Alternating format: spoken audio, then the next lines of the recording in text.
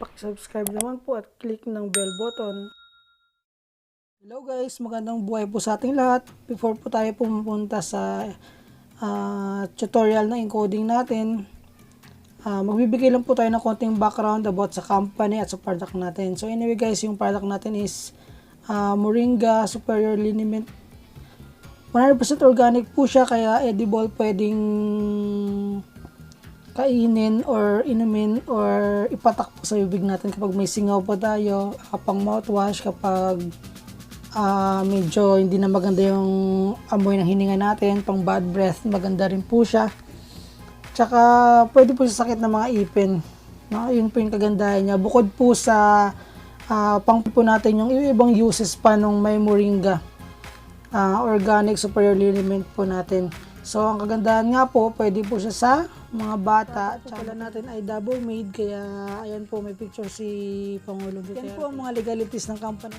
Ito po yung opisina natin, located po sa Davao City, pati po yung lab natin.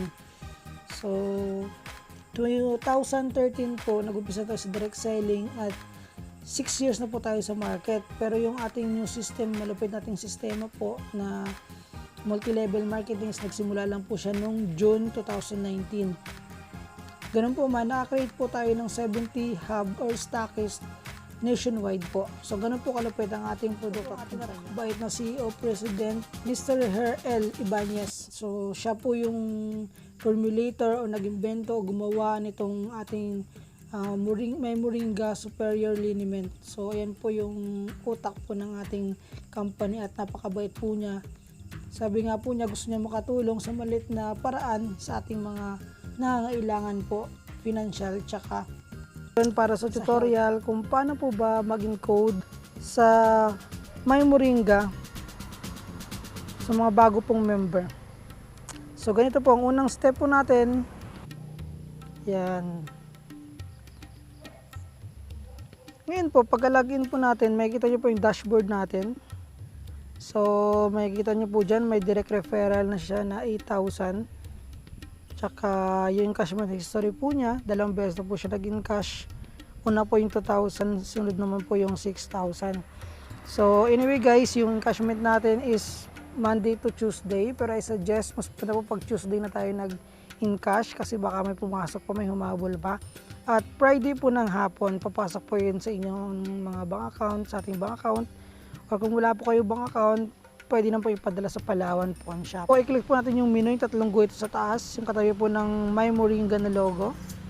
Pagka-click po natin, lalabas po ngayon yung dashboard, income, my tree, my codes, tsaka add member. So gagawin po natin, kung gusto niyo pong mag-add member, may papasok po sa inyong reseller, so ganito pong gawin nyo.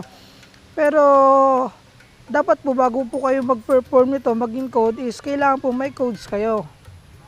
Bibili po kayo ng codes na worth 1,000 pesos or 1,100 sa pag online nyo po binili, ay papasa po sa inyo ng stockist or ng hub owner para po kayo mag-encode. So ngayon po, punta tayo sa add member. So ayan po, kapag napindot po natin yung add member, una po, i-click nyo lang po yung username, yung i-encode nyo pong tao. Sample po, i-click yung username is, so ayan po, nag-check na po, nag-confirm. Pag nag-check po yan, ibig sabihin, wala po siyang kapares na username. Tsaka tama po yung mga nilagay nyo. Pag nag-red po yan, ibig sabihin, hanap po kayo ng bagong username.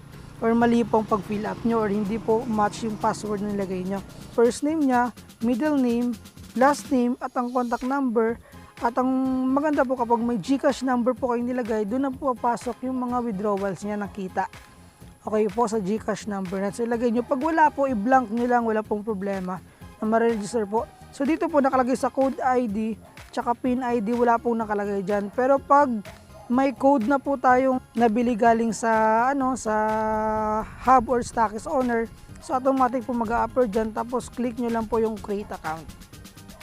So ayan po, ganyan lang po ang pag-create ng account.